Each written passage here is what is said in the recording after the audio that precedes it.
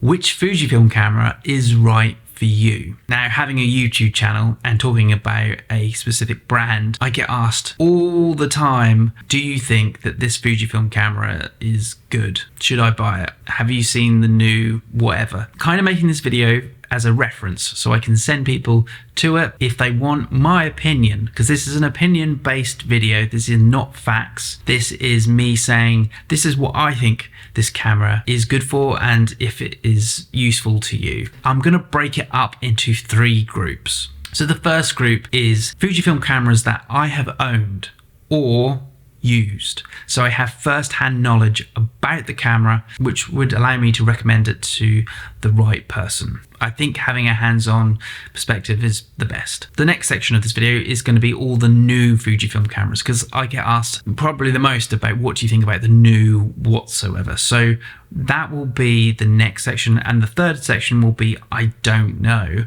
but if you want my opinion, here it is. So it will be on cameras that I've never used and don't really know too much about, but have enough insight knowing Fujifilm quite well to give an opinion. But we'll start off with what I've owned and what I use. Okay, so before we get into this list, I am so close. 10K subscribers, we are almost there. All I need is the smallest push. I think we have like 300 subs to go. So if you are watching this and you haven't subscribed, please do so now. So let's get into the first section. And I'm going to do this very briefly. I am not going to talk in depth about every camera because there are many videos out there talking about specifically each camera. I'm just going to tell you my experience and who I think it would be for.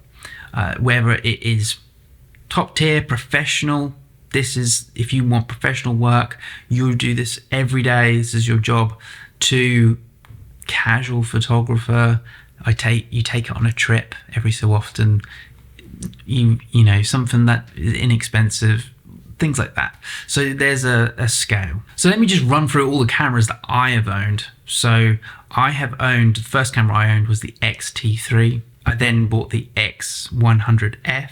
I then sold all my gear and bought the XH2S. I then bought the X Pro 3. Then the next year I bought the XS20. My partner received the XT30 Mark II, which I have access to. So that's a camera I can use, but I don't own. And I've recently bought a new Fujifilm camera, and that is the X100VI. I know. If you have followed me, you know what I think about this camera.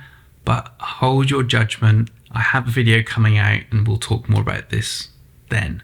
But it's good that I've got it because it's great for this video and I can give you my thoughts on it. So let's go through all those cameras that I've owned and used and talk about who they are for. So the X-T3. Now, my introduction to the X-T3 was through a friend of mine who I worked with on a film production. And he was the stills photographer. He was the stills photographer for a Netflix production. And the camera that he used, he had 2 of them. It was the X-T3. So this camera is definitely aimed at photographers. I think it is such an underrated camera. So this, I would suggest that the X-T3 would be for a somewhat serious amateur photographer. This really does still pack a punch. If you are just shooting stills, perfect. It is not for filming video really because there's no IBIS, but it doesn't mean you can't. I used to stick on the 18-55 of the OIS. That was, you know, good enough. Not perfect, but still not bad. So the X-T3 is a really good, strong camera and something that I would recommend to a serious amateur to pro. I'd still pick one up now. I think it's a great camera. Now, next camera is the X100F. This is the next Fuji camera I picked up. I actually didn't click with this as much as I wanted to. I think I caved into the hype of the camera at the time, and I think it was during lockdown and I was very rural, so it wasn't in a city. And I think what I'm trying to say is this is a street photographer's camera, a travel photographer's camera. It's good for quick snaps. You know, it's an everyday carry as well. It's something that, you know, would be good to sling around your neck or toss in a bag. It wasn't the right time for me to have that camera, but I would recommend it. But I would not recommend it to an amateur because of its fixed focal length. I think a progressing photographer, like I was probably back then, I found it very hard and limiting, and with probably the lack of skills to really make that camera shine, I would not suggest this to an amateur because you could deter. Personally, I wouldn't steer a beginner or an amateur to this camera. Okay, so the next camera that I bought and still own, because I'm shooting on it now, is the X-H2S. Now, this is Fujifilm's flagship camera. It's one of their most expensive. Now, obviously, there has been much discussion about its autofocus, but on the whole, I really can't complain. I am a full-time travel photographer. I am a full-time content creator. Having this camera is so important to me and my work. So this is who that is for. If you are like me, I would be pushing you towards this camera. Not pushing you, but edging you in the direction. If Fujifilm is where you want to be, that is. This has everything you kind of need. It has the tilted screen so I can watch myself to make sure I am in focus and that I am recording. Sometimes I forget to record.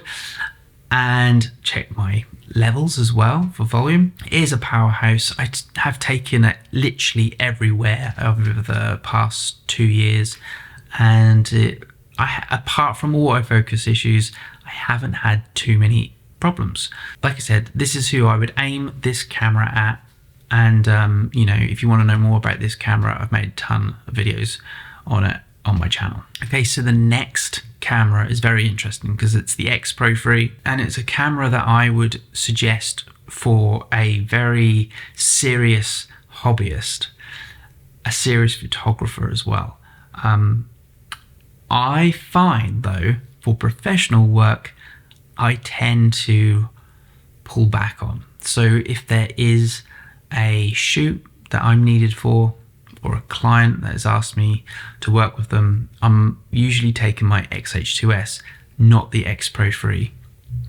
The X Pro 3, however stylish and beautiful that is, I find is more of I'm going on a trip, I'm going for a photo walk.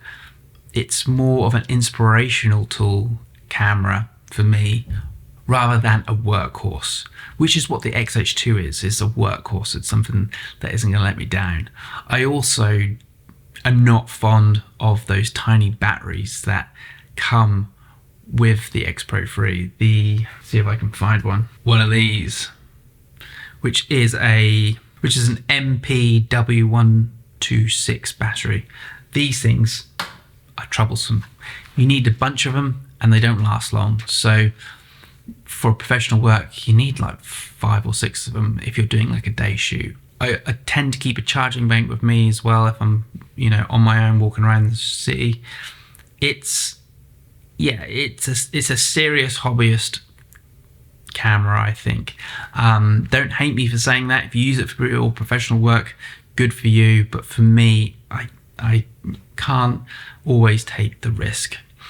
Also, the monitor at the back is questionable. I used to love it. I am now not so much in favor of it, especially with autofocus at the moment and Fuji.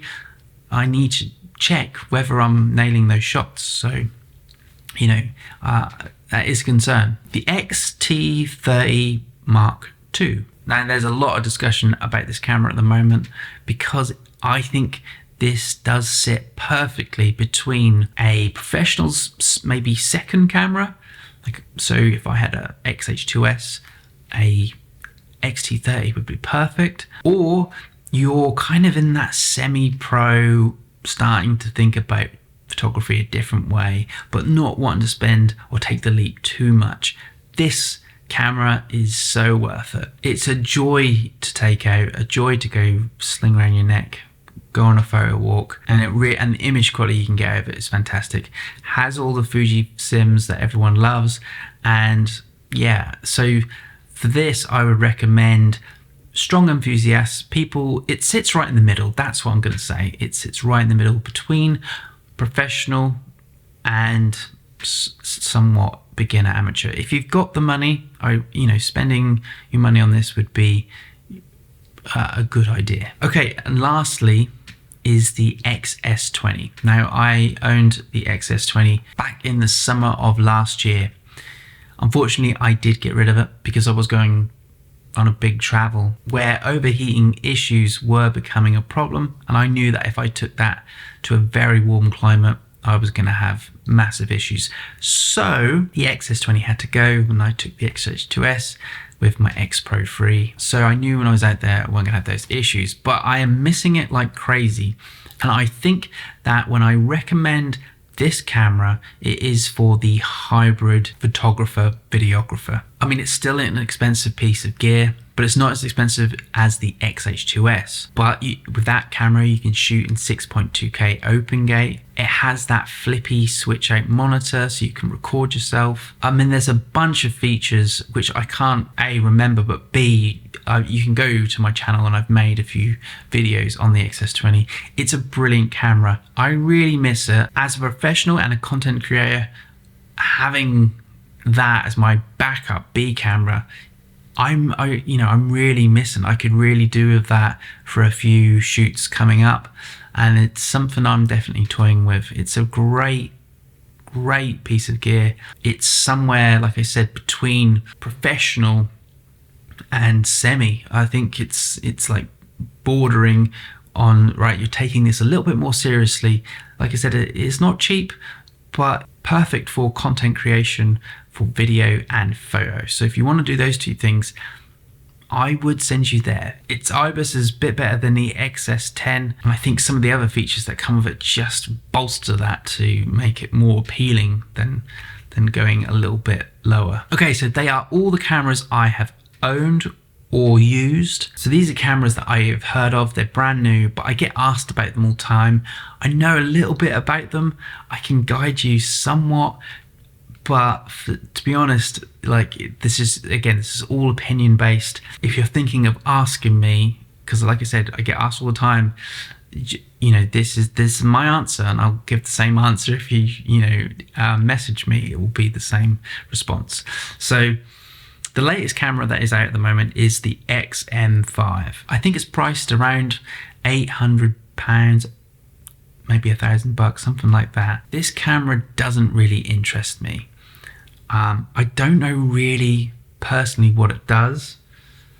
It doesn't have a viewfinder, which is something that kind of bothers me, because as a photographer, I want the viewfinder more than the back monitor. So for me, that was a bit of a deal breaker. But when we have something like the XT30 Mark II, I would guide people more towards that than this. It looks kind of cool, and it has a lot of those new features that are in a lot of the new Fuji cameras. So who is this camera for? I'd say it's probably for someone, wanting all those new Fuji features in kind of a newer body. I'd edge people towards the XT30 and the Mark II, or even the XT20. I think there are other better cameras out there that you can do the job for, but maybe this is more for videographers. Maybe they might be more interested in the XM5. Okay, so the next newish camera is the XT50. This came out this year. So all that I know about this camera is it now has a dedicated dial to the Fujifilm simulations.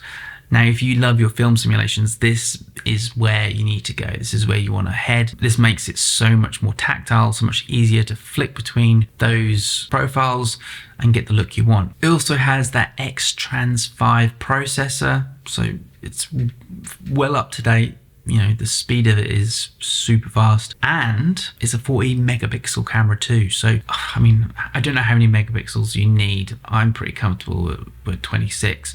We're getting more of it, and there it is. So this is for people who, have the budget, can invest in a good, nice camera. I like the XT, 10, 20, 30 range. I kind of wish they had done an XT40 instead of hopped, I guess, up the X-T40 is kind of the X-T30 Mark II, but they didn't really, I don't know what happened there.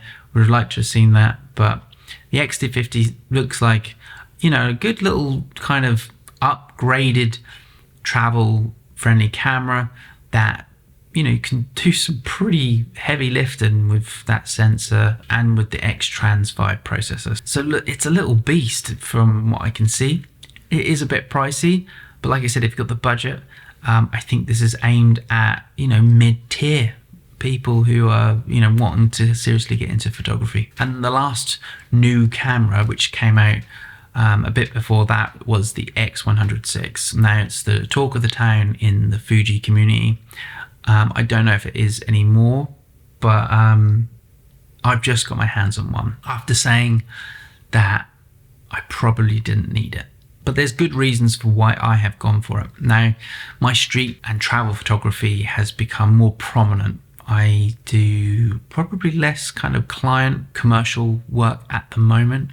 A lot of it is street and travel and lifestyle.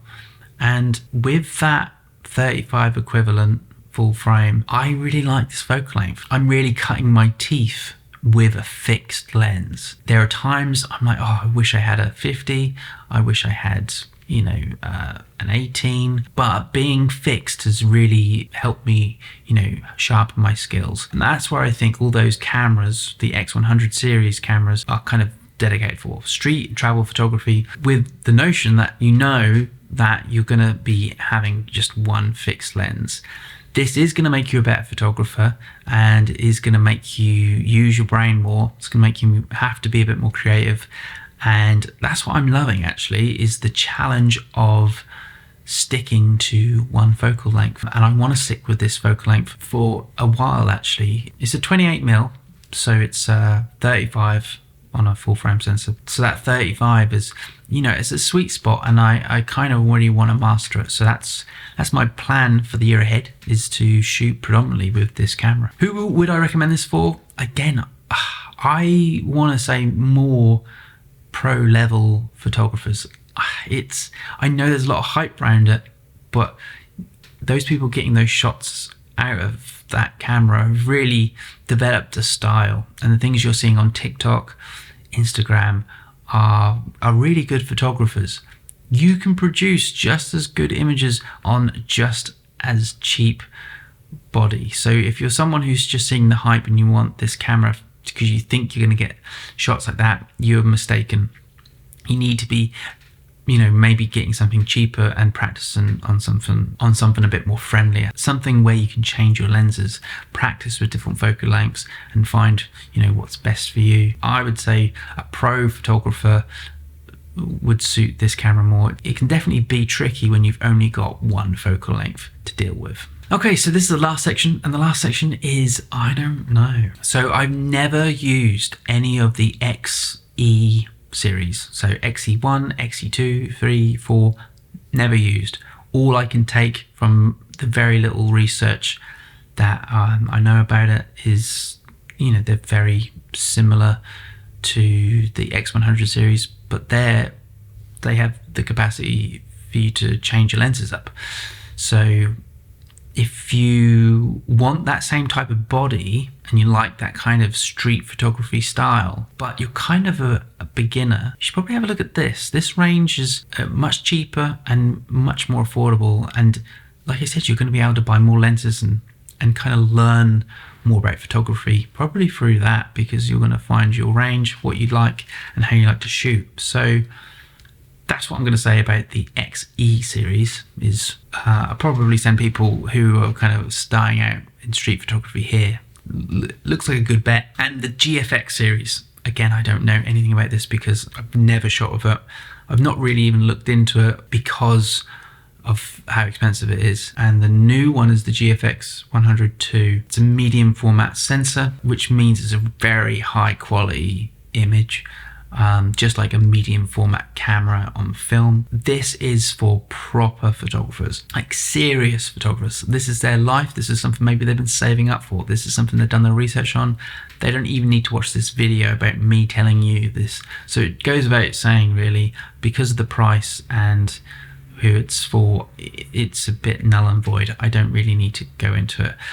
If you are an beginner amateur and you've got a bag load of money and you're thinking, I'm going to get the most expensive one, I'm not going to even say anything. Anyway, look, that is my list. That is just my opinions. This is a recommendation video for anyone just bugging me about what, I think they should get. Hopefully you got a good gut intuition that will guide you and you know what you need. I do think they price their cameras correctly, so people know where they need to aim. When you go and buy like a 1,500 to 2,000 X106 or something, however much you pay for it, I wouldn't pay 2,000 for it, then it's going to be for a pro user. You don't want to be spending silly money on something just because you think it's trendy or hype. So do your research. Don't just listen to this video. Go, if you're locked into something, go do more research on other videos. I do think you can never do enough research to make sure you're getting the right camera for you. Anyway, look, I hope that has helped. This was quite a long video actually. It's taken me 40 minutes to film. Anyway, look, thanks for watching and I'll see you in the next one.